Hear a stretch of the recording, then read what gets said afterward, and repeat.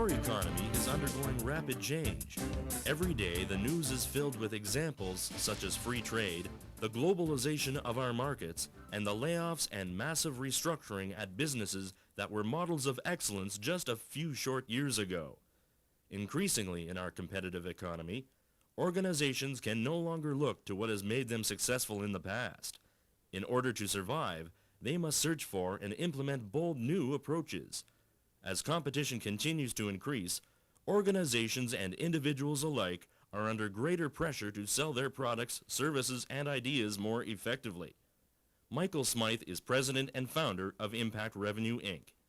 His organization researches and conducts seminars and tailored training on profitable, high-impact, strategic revenue building for advanced competitive sellers. 10 years of research, including an analysis of over 10,000 sales calls, contribute to Michael's continuing study of advanced competitive sales effectiveness.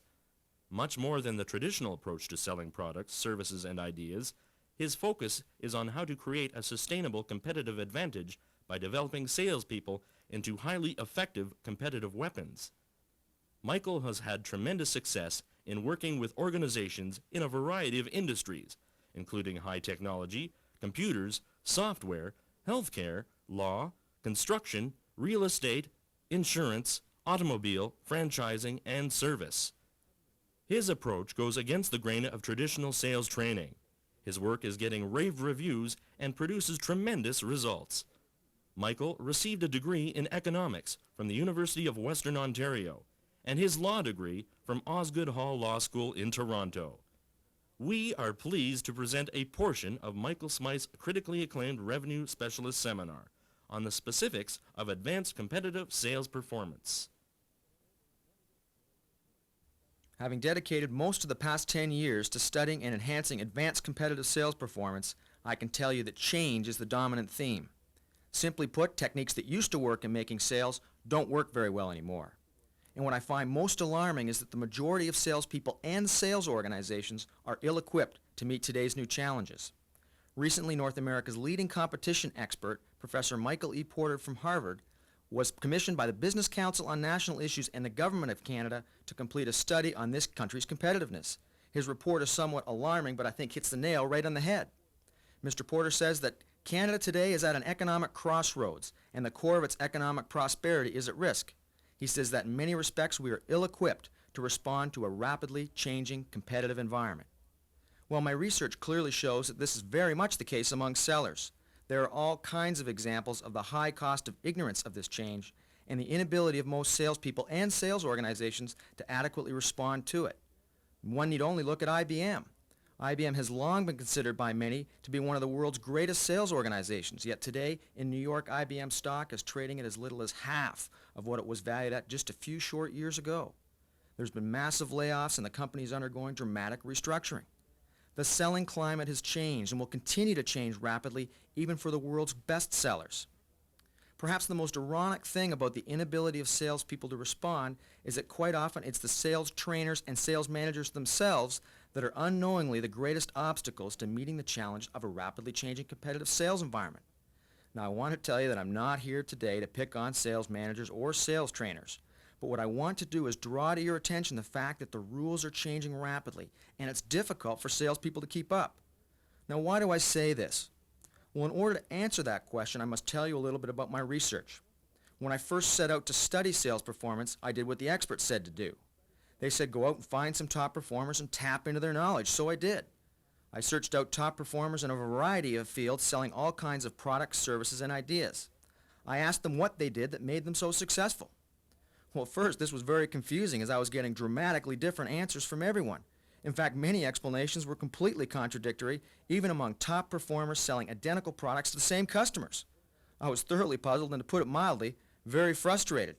It was not until I started to observe actual performance, watch it scientifically with my own two eyes, and break that performance down into specific behavior components that I found some clues.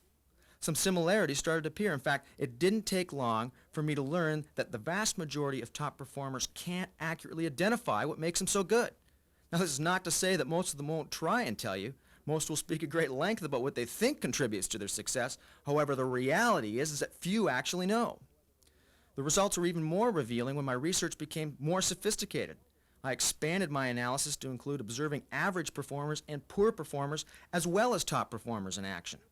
What I did was analyze what observed specific component behaviors correlated with sales success and sales failure.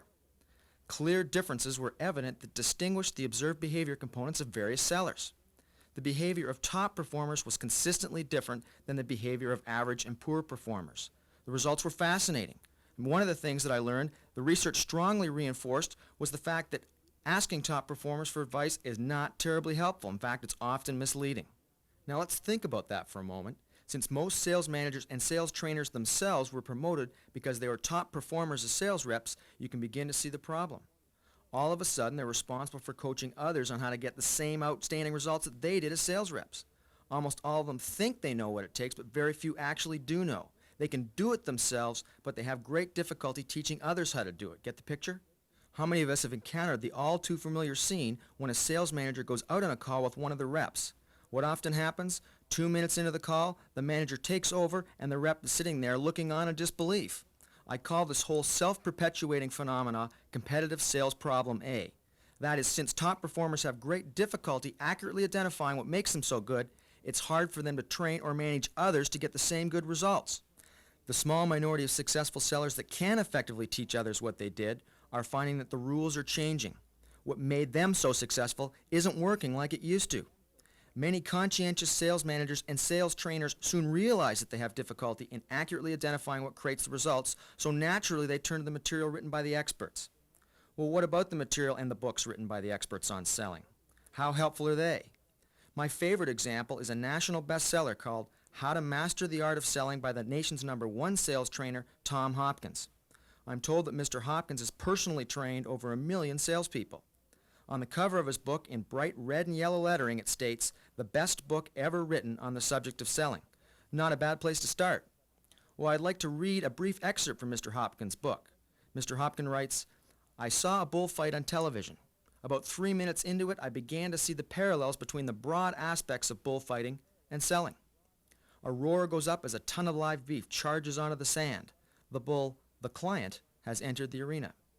The bull outweighs a dozen matadors and is armed with animal fury and sharp horns. The matador at this point is only armed with a cloth cape and courageous skill. Isn't that the usual sales situation? You can't overpower your client for the same reason the matador can't overpower his. The strength is all on the other side. The first thing the matador uses is his cape to lead the bull and establish moral ascendancy over him. This is what I'm advocating that you do with your prospects. Establish a moral ascendancy. Use your cape with exquisite technique and finesse, and in a predetermined sequence gain control over your more powerful opponent. To hold the crowd's admiration and end the match cleanly, the matador must go in over the bull's horns at exactly the right time and put the tip of his sword through a point the size of a quarter." That's a good description of what a skillful closing of a large and difficult sale is. Well, what's Mr. Hopkins' message? In my opinion, this excerpt is representative of precisely what is now wrong with the traditional approach to selling. The client is not the adversary. The client is not the opponent. The client is not the one that must be beaten. The client is not the obstacle to making the sale, as Mr. Hopkins so imaginatively would have us believe. Today, it's the competition that's the obstacle. The competition is who we must defeat. The competition is our adversary. They are the ones who are fighting for the same precious piece of business. They are the ones that are eager to steal our customers from us. Either we win or they do. Either we get the gross margin and commissions or they do. If selling is like fighting, and I believe that to a large degree it is, then the fight is not between sellers and their clients, but rather between sellers and their competition. I call this competitive sales problem B. That is, most of the books on selling written by the experts are no longer very helpful, as the customer is not the obstacle to making the sale. Our competitors are the obstacles. The research is very helpful on this point. Based on a specific component behavior analysis of over 10,000 sales calls, I have determined that presently there are essentially 4 levels of sales rep sophistication. I refer to these levels of sales sophistication as levels 1, 2, 3, and 4. Level 1 sellers are product focused. They love to present product features and options. They tend to be new salespeople. They are the classic show and tell group. Not surprisingly, they are the least successful of the 4 levels. Level 2 sellers, that make up by far the vast majority, focus on persuading the prospect to buy. They concentrate on the traditional professional selling process. They prospect, qualify, create rapport, work on building trust, ask questions to discover the needs. They determine the personality orientation of the buyer so they can tailor their presentation. They present features, advantages, and benefits. They handle objections, and they close, close, close. In fact, they focus on being master closers. They follow the dictum, always be closing. Most of the material written on selling teaches the traditional Level 2 professional selling approach.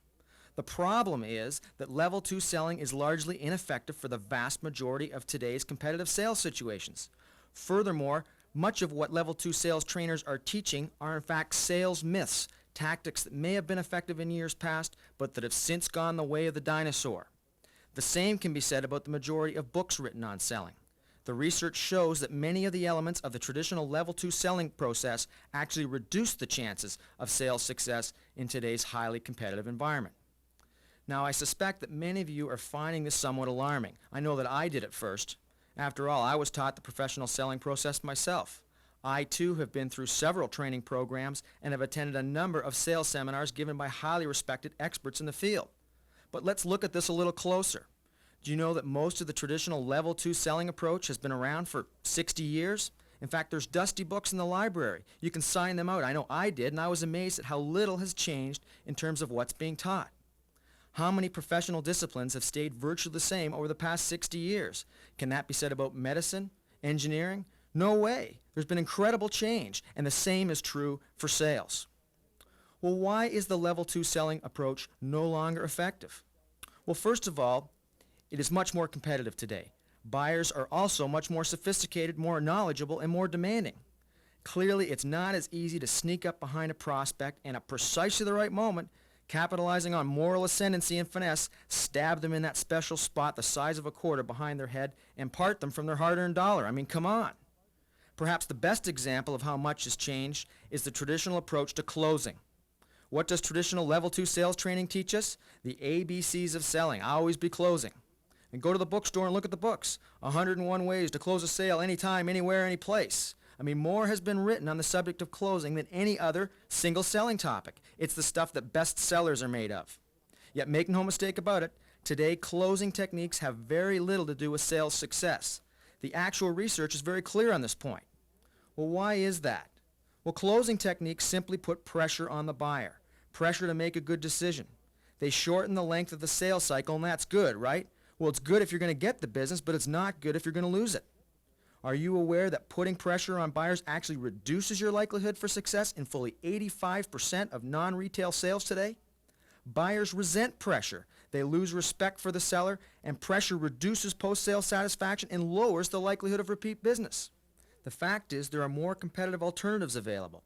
There's more advertising from more companies offering a wider array of choices. Buyers want time to evaluate them.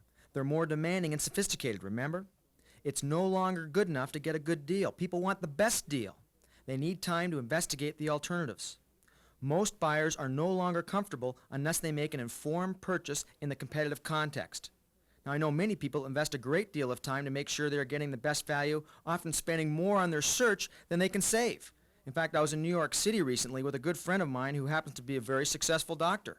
I literally spent hours following him from store to store as he investigated the various competitive alternatives for a kid's video game valued at under $200. When I asked him about it, he said, "It's the principle that counts." You know anybody like that? Level 2 sales trainers tell us to hang in there for 5 or 6 or 7 closing attempts because if we do, we'll be rewarded. Nonsense. I wish they would focus on what really counts in selling. If we were being taught what the actual specific behavior of top performance looked like and how and why to do it ourselves, we would not need to hang in there for 6 or 7 closing attempts. As sellers, we are not in a battle to wear down our potential customers long enough so that they have no other choice but to do business with us. Have you seen that commercial on television about guaranteed life insurance, where they say, "Don't worry, no salesperson will come or visit you at your home, God forbid." People in our society have been conditioned to beware of salespeople. Caveat emptor, let the buyer beware. Yet the unfortunate misguided focus of Level 2 closing techniques is alive and well. Just ask most sales executives what sales rep skill they would most like to see improved, and the vast majority will say, closing skills. Well, why is there all this undue focus on closing? And remember, this is just one of several Level 2 selling myths. Well, one reason is the fallacy that one professional sales process fits all types of sales. What works for small-ticket single-call sales is entirely different than what is required for success in larger multi-call sales. In fact, a number of level 2 selling closing techniques actually still work for some small-ticket sales. This is the case where the amount of risk is very low and convenience is more important than competition.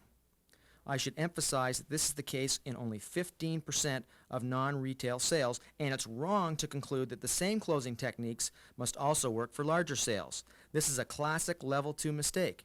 How often do you think the account representative from Boeing says, "Would you like that 747 on Wednesday or Thursday next week?"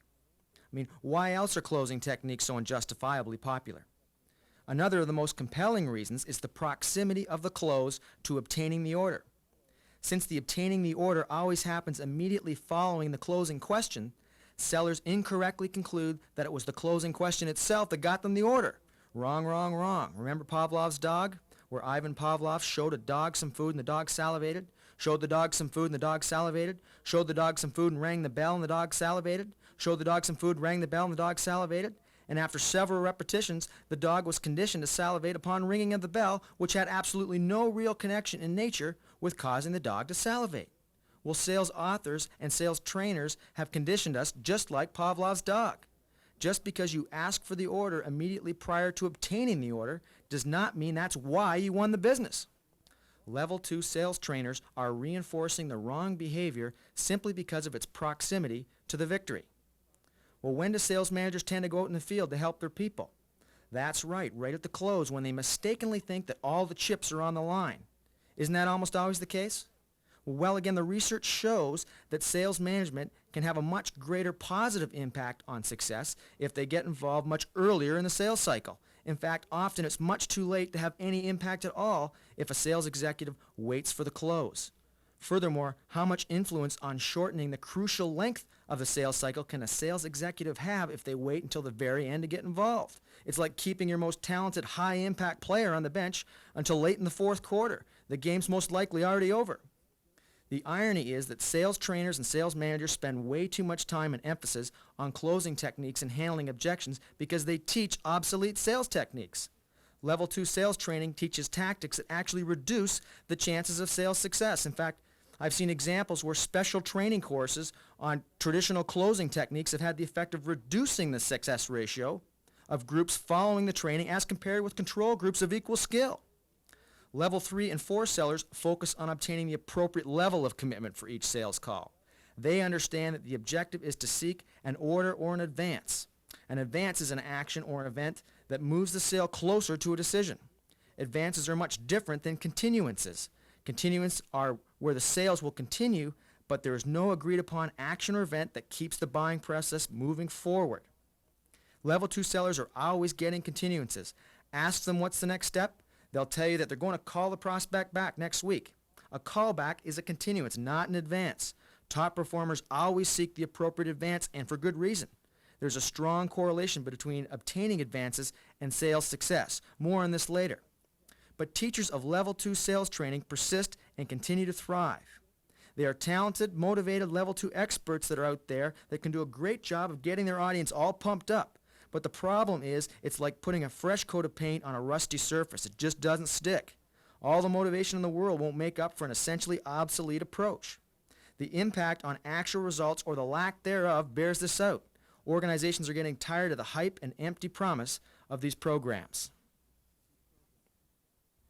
For Level 2 sales trainers, it's almost like a make-work effort for themselves.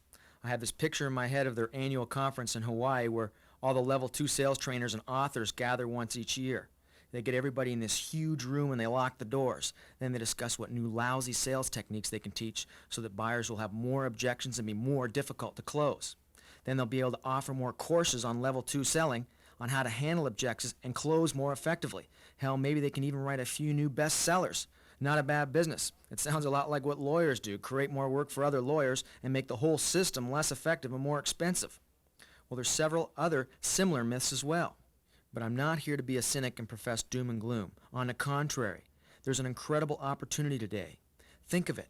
The vast majority of sales training and sellers are currently at Level 2, yet the performers, the top 10 to 15%, are what I call levels 3 and 4. In fact, only about 4% are what I would classify as true level 4 sellers. What a tremendous competitive opportunity.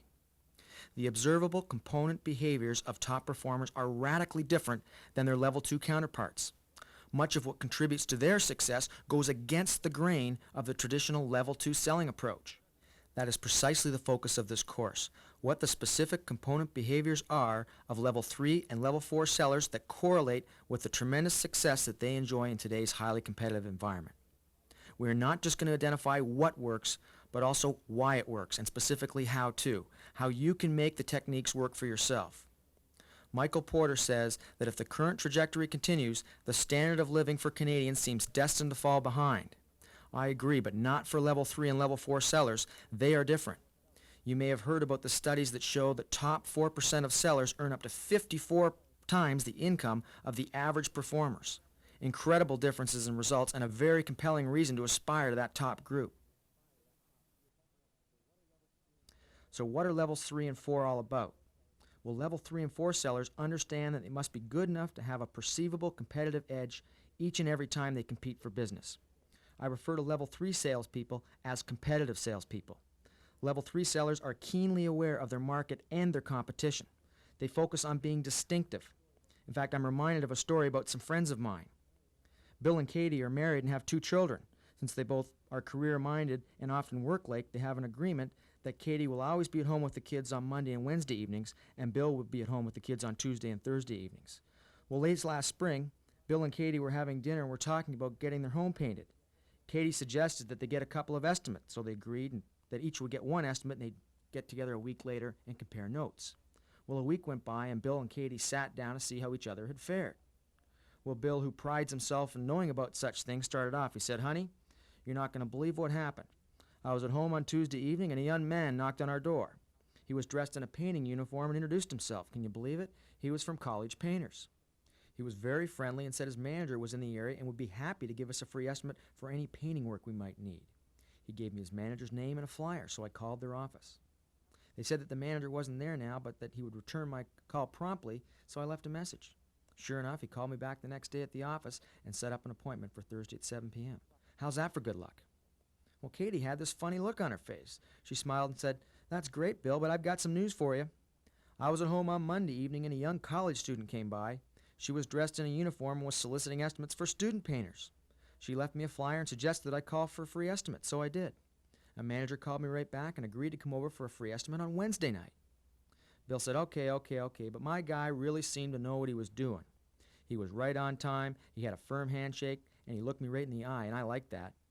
He suggested that we look at the house together, so we went outside and surveyed the entire home in detail. He asked me several questions and seemed to know a lot about painting. He gave me his binder and suggested that I have a look at it when he went over the house again and figured out his estimate. I wish you could have been there to see his binder.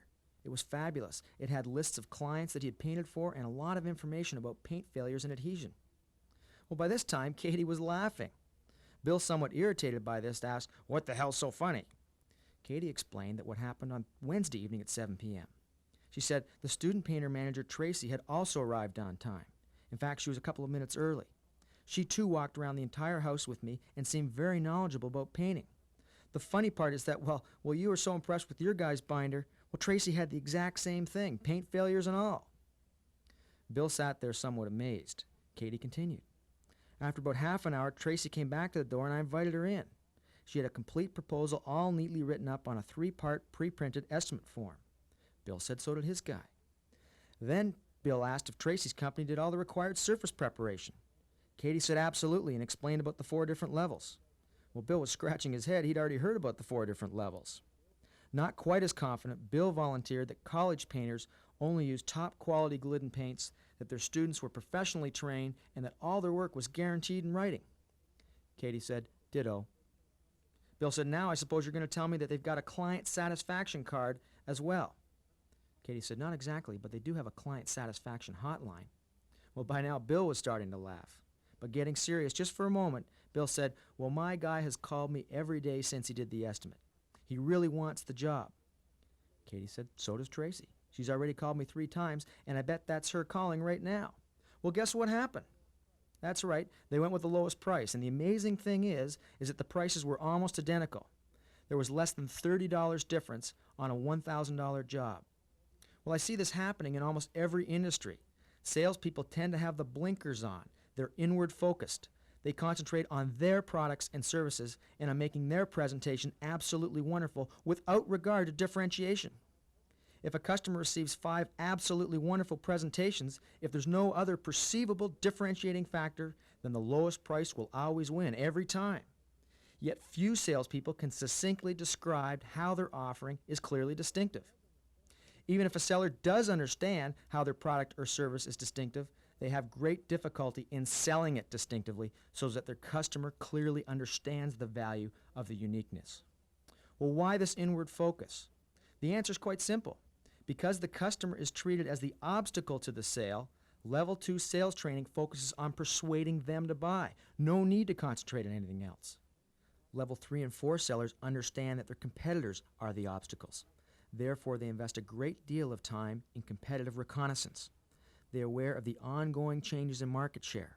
They understand the strengths and weaknesses of their competitors, and I don't mean just in terms of product and service. Level 3 and 4 sellers stay familiar with the key people of their competitors and the processes and strategies that those people like to utilize. They don't just pay the subject lip service, they take action. They regularly allocate time to collect and analyze competition information. It's a high priority. In contrast, Level 2 sellers talk a lot about it, but they tend to treat competitive reconnaissance as something that, well, they'll get to later, which of course rarely if ever comes. When I ask Level 2 sales reps about their competition, I almost never hear anything positive. Oh, their products aren't as good as ours, or their products aren't as fast as ours, or their products aren't as inexpensive as ours, and they're not as honest. There's an incredible lack of true competitive awareness and even less respect for the competition. Regardless of the industry, when I ask about differentiation, I again hear lousy answers. Our product is better, we're less expensive, our service is superior, or our company is bigger. In fact, I've attended countless trade shows where potential buyers hear almost exactly the same old, undifferentiated, unsubstantiated, ineffective, and boring claims from virtually every vendor. I was recently speaking to a sales manager at a leasing company, and when I asked her how business was, she proudly claimed that her company had been growing rapidly and had gained significant market share over the past 4 years. She made a special point of telling me that much of their success had been as a result of really emphasizing service in spite of the fact that they were slightly more expensive than their competition.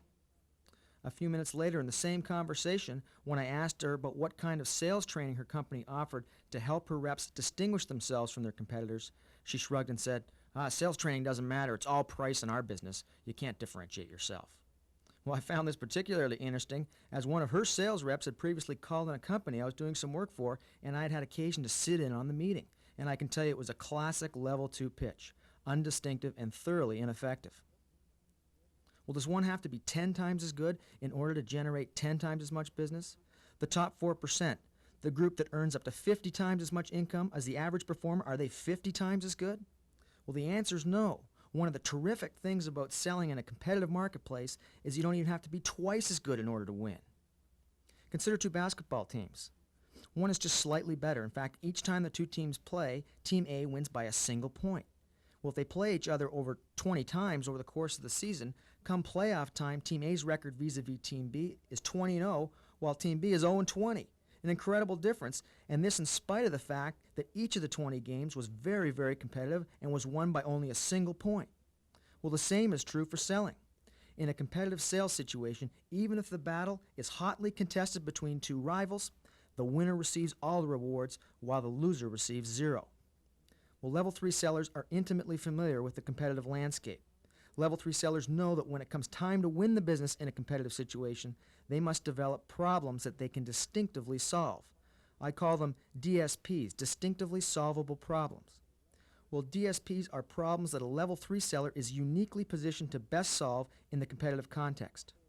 Sellers that are unaware of the holistic relative strengths and weaknesses of their offering, as well as the holistic strengths and weaknesses of their competitors' offering, are unable to develop good account strategies. The larger and more lucrative a sale, the more important account strategy is. And why is that?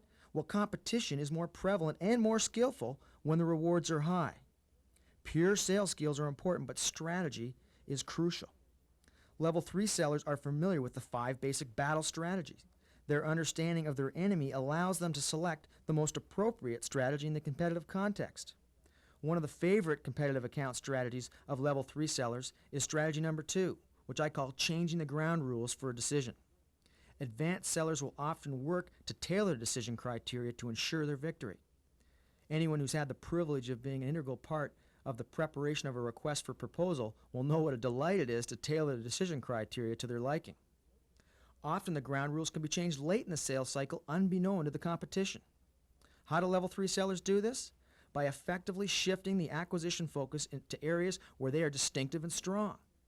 Criteria that were perhaps of incidental importance are developed into important factors.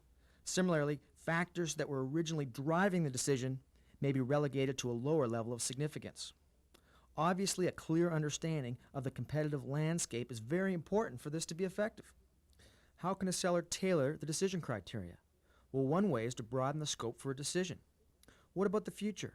What anticipated needs might be addressed now? How does this alternative uniquely provide a convenient future migration path? Are there any other applications for this product? Are there any other departments that might benefit if we look at it from a broader perspective? Any other unique value added that will help broaden the scope? What about advancing the personal agendas of key people?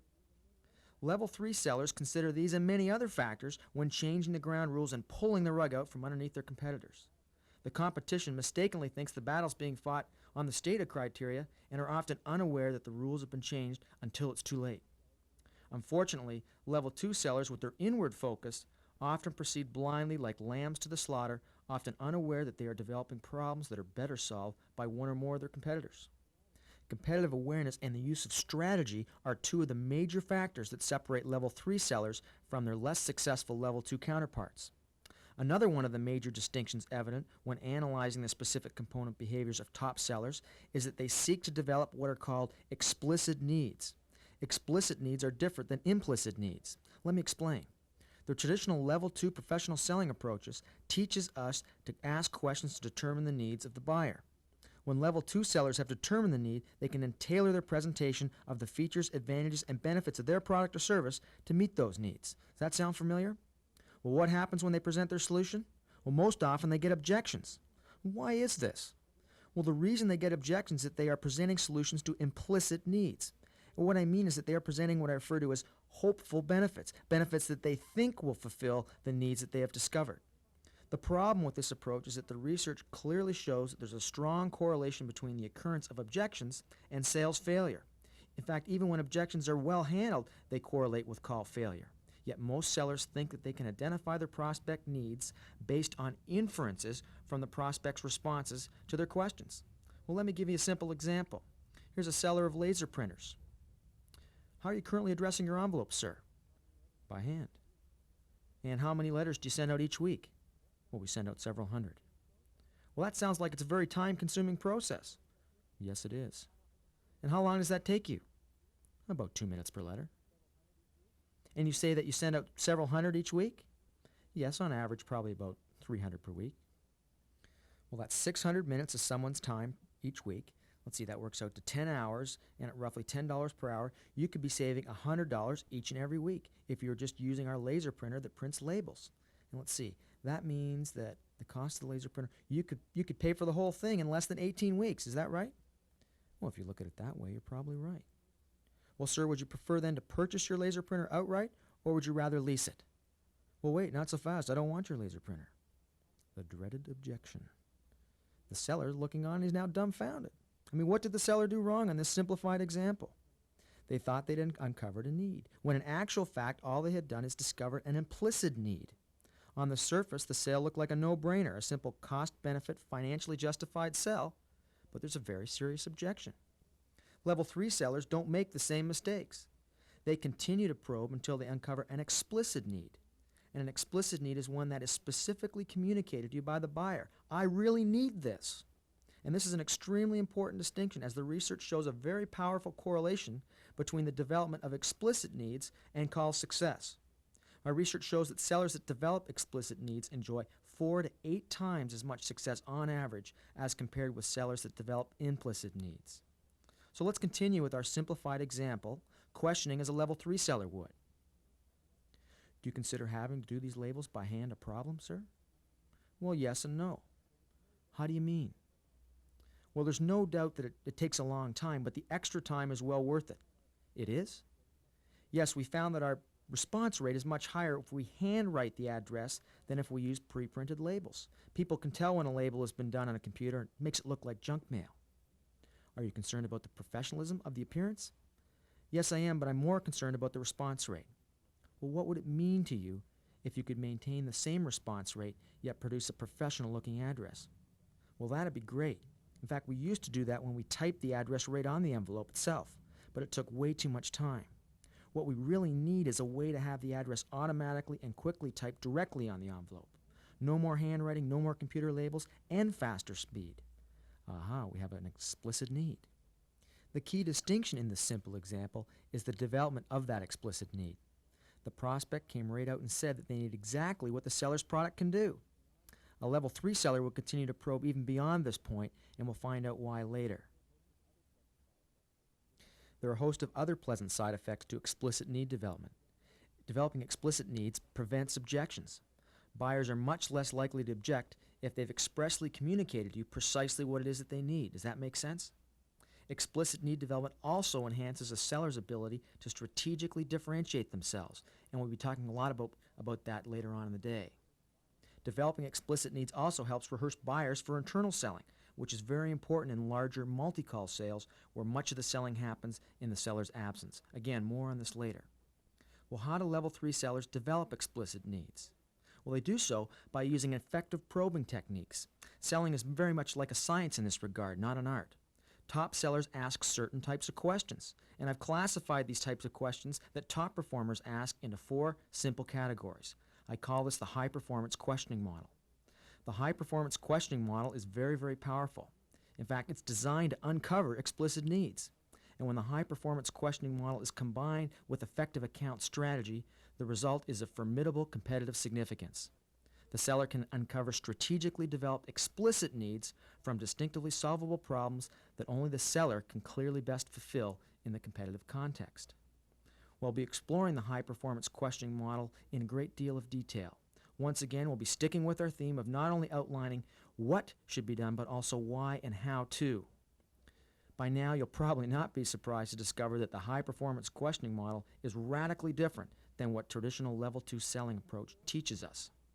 Well, what about level 4 sellers? What do the top 4% do differently than all the rest?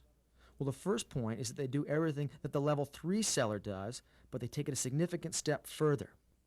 Level 4 sellers are in partnership with their customers. They focus on advancing the strategic direction of their partners. They're acutely aware of their own competitive environment, but they also look beyond that. They focus on their customer's customer and their customer's competitors. Level 4 sellers not only service demand, they can create it, and they enjoy complete loyalty and competitive impunity. This exclusivity leads to more attractive and sustainable margins. Well, after studying the component behaviors of level 4 sellers, I'm no longer astonished by the impressive results that they produce. Their approach is sound and their perspective long-term. They seek to establish and maintain a competitive advantage regardless of whether it be in an individual account, a territory, a region, or an even larger business unit. This is precisely what the rest of this course is about. What specifically is required today to consistently outperform the competition? Again, we will also examine why these techniques work and how they can be implemented. Well, I hope that you're ready because we've got a lot of material to cover in a relatively short period of time. So fasten your seatbelts as together we explore what level 4 selling is all about.